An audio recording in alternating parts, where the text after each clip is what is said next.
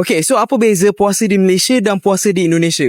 Vibe dia sama tapi tak serupa. Indonesia ada banyak terms-terms buka puasa. Contohnya bukber yang bermaksud buka bersama. Tapi kalau Malaysia pula lebih simple and straightforward. Sebut je berbuka. Ataupun kadang Bazar Ramadan dekat Jakarta tak sama je macam Malaysia. Jadi aku nak share pengalaman. Ramai yang kurang berpuas hati sebab yang datang iftar di masjid dan surau ni ramai geng Bangla. Korang dengar tak bunyi tu?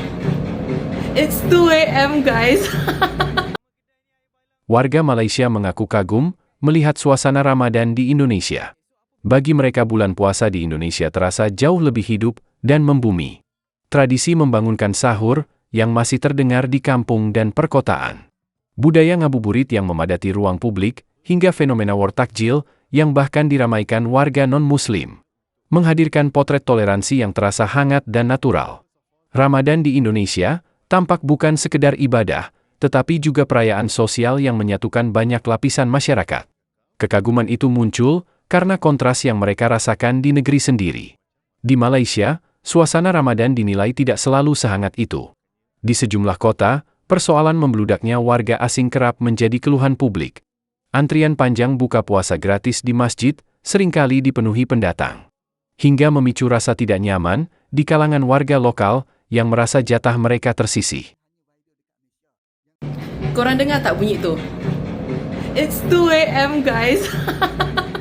Walaupun Rena pindah seberang je, tapi memang ada beberapa benda yang memang you culture shock tau. Ini antaranya. Lepas tu kita ada lagu dangdut sahur. Later baru Rena dapat tahu yang ini satu tradisi namanya ngarak bedung. Dia macam berarak kat Malaysia, but purpose dia adalah untuk bangunkan you punya neighborhood untuk sahur. Dan yang main bedung ni ataupun drums ni adalah the neighborhood kids. And budak-budak ni memang look forward.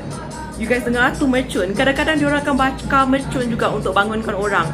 And these kids look forward to this. And orang-orang kat kampung ataupun kawasan kat sini pun look forward to it sebab meriah.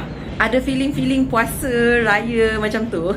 Lepas tu surau and masjid dekat sini, diorang akan benarkan budak-budak ni guna diorang punya speakerphone juga untuk jerit like sahur, sahur. And it's a unique experience for me sebab kalau kat Malaysia, you tak boleh buat macam ni. I rasa orang akan telefon polis. And walaupun I terfikir, kenapa pukul 2? Kenapa tak pukul 3 ke 3:30 ke? 1 hour untuk sahur macam reasonable kan? Unless dia nak bangunkan mak-mak juga so that diorang sempat masak. I don't know. You guys can tell me in the comments kenapa benda tu kena start pukul 2. But overall, it doesn't bother me. It's kind of fun. Oke, jadi sebelum nyampe Mundilan kita transit dulu ya. Nah, di sini saya akan cerita bahwa puasa terindah terbaik itu memanglah di Indonesia. Kenapa? Yang pertama, di sini puasa itu dimulainya itu dari waktu jam 6 pagi. Tadi malam saya sahur, saya nunggu, ternyata jam 6 pagi itu baru adzan. Jadi sahurnya kegasian. Yang alhasil bisa kalian tebak sendiri. Jam buka puasa di sini itu jam 7:30. Mungkin kalian di Indonesia sekarang udah ada yang buka, tapi di sini masih terang benderang ya. Nah, kalian lihat masih terang benderang. Dan di sini panasnya luar biasa, sangat-sangat luar biasa. Jauh lebih panas daripada kita yang ada di Jawa, itu tidak sepanas di sini. Tadi saya habis pergi ke bengkel tempat ini apa, Bang Fajli ya. Di sana itu pun wah, panasnya luar biasa seperti sedang di sauna. Dan di sini itu ada namanya jaim. Jaim itu semacam polisi yang melakukan razia terhadap orang-orang yang tidak puasa. Dan tadi saya ngobrol dengan Bang Fajli, kalau misalkan orang tertangkap tidak puasa, apa yang akan terjadi? Yaitu pertama, orang tersebut akan ditangkap. Setelah ditangkap, nanti akan ada semacam sidang, mengaku dia tidak puasa. Nah, nanti udah itu masih didenda. Dendanya itu cukup lumayan, sekitar 1.000 ringgit. Di sini tidak ada war takjil. Ya, tidak seasik kalau di Indonesia ya. Jadi di sini kalau ada orang jualan takjil siang-siang itu pasti nanti digerebek sama jaim.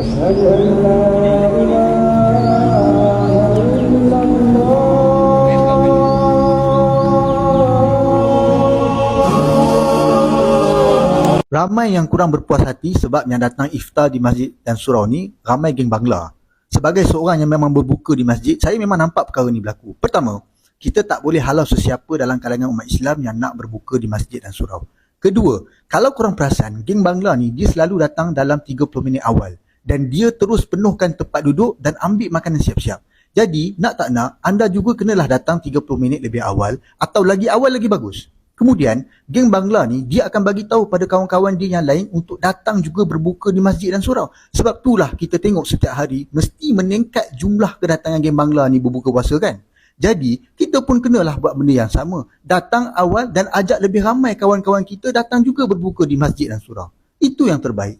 Dan ini sahaja jalan keluar sebab kita tak boleh halau sesiapa pun datang berbuka. Melainkan masjid dan surau tu dia nak buat secara tertutup dan untuk khadiah dia saja. Itu lain cerita lah. Tapi selagi mana pintu masjid dan surau terbuka, selagi itulah orang akan datang masuk dan kita tak boleh halau dan kita tak boleh nak kata. War Takjil di Indonesia dan Malaysia sama-sama meriah, namun memiliki perbedaan pada skala dan menu. Bazar Ramadan di Malaysia umumnya lebih besar dan terpusat. Sementara di Indonesia, War Takjil lebih menonjolkan keberagaman jenis kuliner unik yang tersebar di pinggir jalan. Nak tahu macam mana suasana Bazar Ramadan dekat Jakarta, tak sama je macam Malaysia. Jadi aku nak share pengalaman aku di bazar atau orang Indonesia panggil berburu takjil dekat Jakarta tahun lepas. Mungkin boleh jadi rujukan untuk korang yang nak rasa suasana Ramadan di Jakarta. First of all, kena drop expectation. Bazar diorang tak sebesar bazar kita Putrajaya atau TBI, tapi cukup untuk benda-benda essential Ramadan. Antara yang paling besar dekat kawasan Ben Hill. Korang boleh cari dekat Maps Bazar Takjil bendungan hilir. Kebanyakan pilihan dekat sini kuih-muih dan makanan manis. Antara yang paling special masa Ramadan ialah bubur kampiun, bubur capur yang ada susum, salak ketab hitam, pisang dan kacang hijau. Memang autentik makanan khas Padang. And of course, bagi orang Malaysia memang tak tahan tengok kuih koci ada dekat sana dipanggil kuih bugis. Pulut panggang ada, lemang pun ada, cuma lemang dia di sini bersih manis. Untuk makanan berat pula ada nasi kakao, tapi aku kalau nampak opor ayam memang kalah. Rasanya lebih kurang macam masak lemak tapi tidak pedas. Pilihan air juga banyak dan kebanyakannya aku bayar menggunakan kiris, tapi aku guna GoPay lebih mudah. Sebenarnya sepanjang jalan Behil ini pun banyak rumah makan seperti Suria dan Bopet Mini, plus banyak fast food dan kedai makan lain. Jadi korang boleh beli kuih dekat Bazar Takjil, lepas tu bungkus lauk dekat kedai lain. So ini pengalaman aku tahun lepas. InsyaAllah tahun ini aku pergi lagi bulan Mac.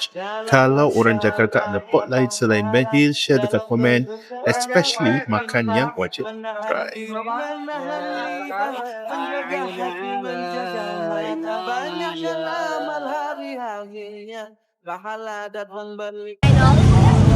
Bazar Ramadan juga. Ramai gila orang. Banyak gila. So nak cari Esteller, tapi Esteller pun kita beli dekat kedai lain. So kita nak tengok je apa yang ada jual kat sini. Kita tengah tunggu otak crispy. Panas.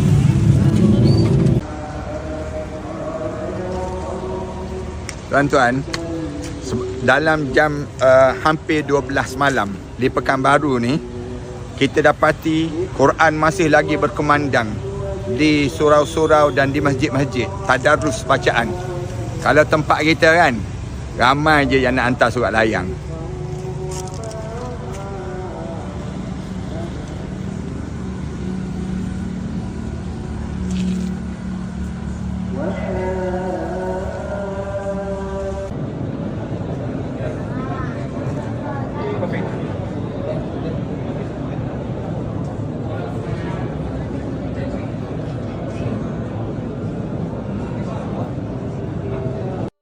Bagaimana pendapat kalian? Tulis di kolom komentar.